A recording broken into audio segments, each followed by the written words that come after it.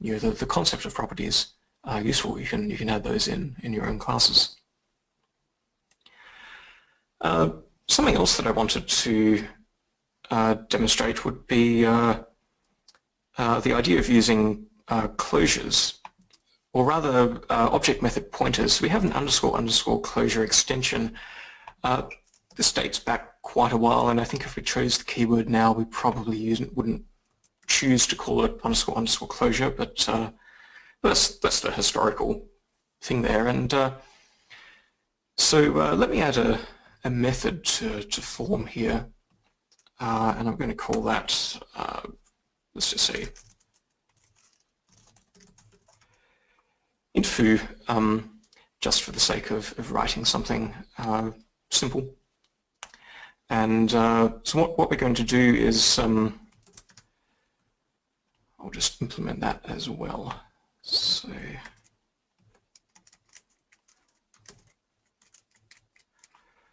what was that? I think it returned an int but took nothing, if I remember it correctly. So yeah, we have a method here called foo, and what a closure does is it captures a object method instance. So it's similar in concept to a method pointer, except that it contains the data of the object that the method is called on. So I'm going to define a type here. And what I'm going to do in a moment is actually compare this to the default C++ or modern C++ where you might do this using combination of std function and std bind. I think this one is much cleaner. But using similar syntax to if you are defining a normal method pointer, we write __ closure pointer, and I'll just call that a foo method. And so that returns an int and takes nothing.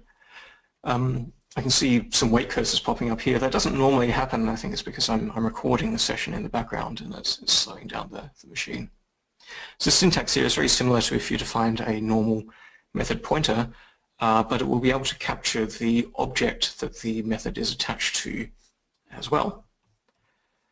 So using that, I can write some code, something like this.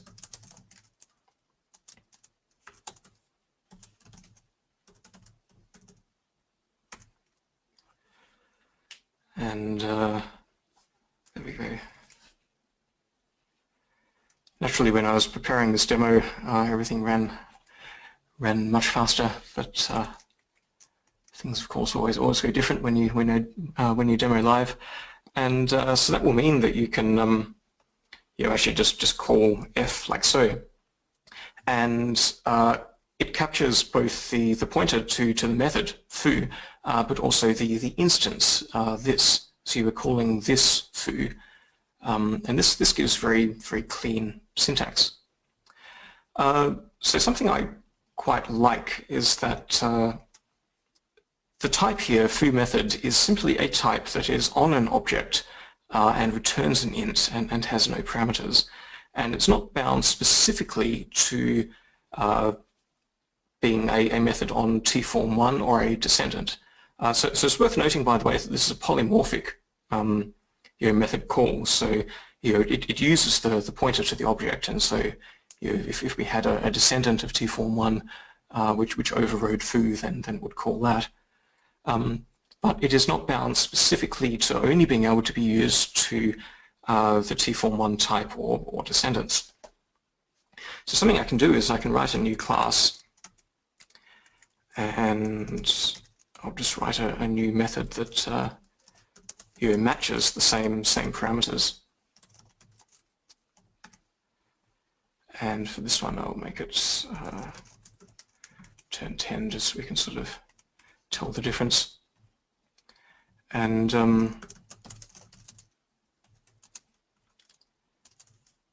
actually, I'll just define a bar instance. So what I've done here is I have defined a new class, which again has its own method foo. This could be called anything, but it matches the same the same parameters, so it looks the same.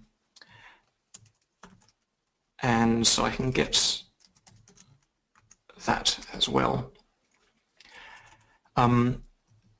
And so I'm now using the same type to capture an object instance method for two completely unrelated classes, but where the parameters, the method declaration itself is the same, and that's very powerful. You'll have trouble doing something like this using stitch function or bind as well. In fact,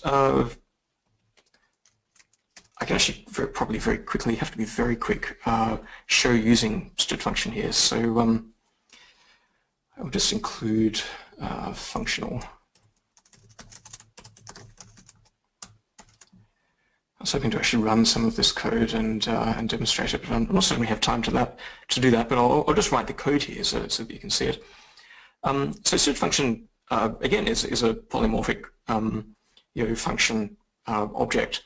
And it can also capture other things like lambdas and that kind of stuff. So it is very useful, but it's very verbose and very, to my mind, sort of quite overcomplicated to use for for some of the most useful things, such as capturing a method and the object that you want to call it on. And the type declarations that you're forced into when you use it as well also make defining a single compatible type here, like this, that can be used with unrelated classes, surprisingly difficult.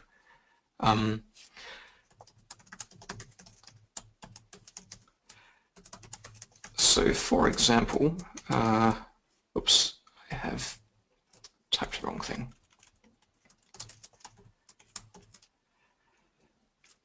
Where are we?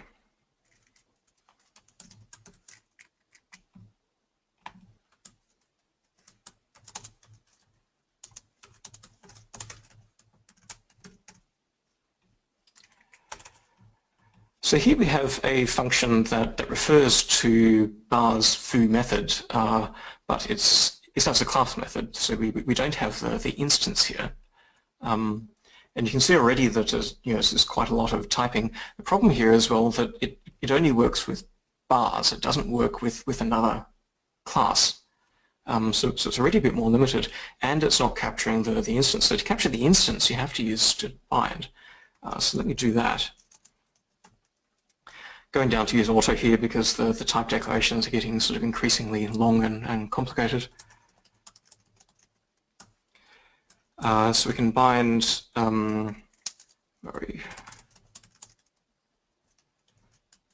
oops.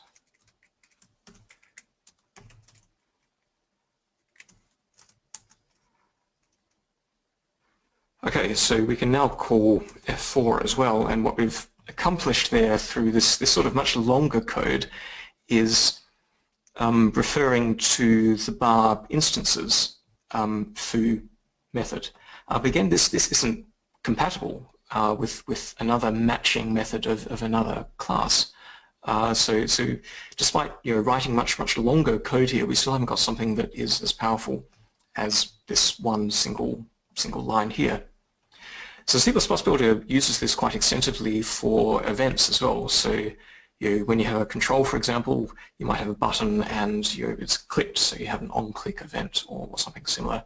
For text, on change, and of course we publish a lot of events, far more fine-grained than that. And the thing about an event is that you connect it to any handler. So by default, you'll connect a handler, which is an event. You can see here, this is one here, button one click. So a method that is implemented in the form for the component or control on which the component or control is sitting, but it can be any object. So you can connect an event which is this type of object method pointer to any handler, and doing this in plain C++ starts getting sort of increasingly complicated. And it's also slightly less type safe. So I can actually write something here which is incorrect.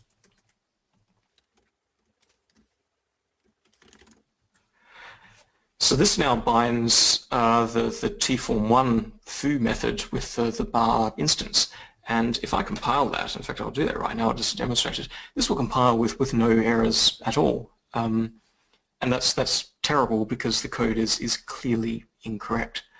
Whereas the underscore closure type that we've defined, while of course being able to use with with any sort of matching class and method, because it captures the instance and the method together. You don't write them separately the way you do here.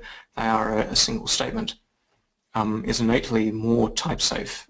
This kind of error that we've demonstrated in this line, where you have a class method with the wrong instance, and the wrong type as well. Don't forget bar is not a T-form 1. That simply can't occur. So this is an example of the kind of language extensions that we have. We're running very much out of time, so I won't go through any more.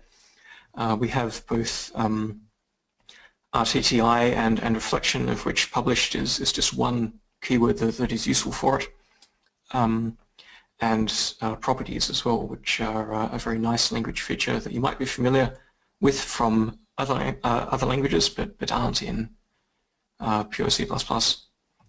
And the closure one here I find very interesting, just because it's so simple. Like, it's very elegant. It's a very natural extension to the concept of capturing a method pointer, simply that you attach the object instance to it as well, and using it is very very simple and very clean, compared to something like this, which I find is you get to a lot of typing and it's really not as clear.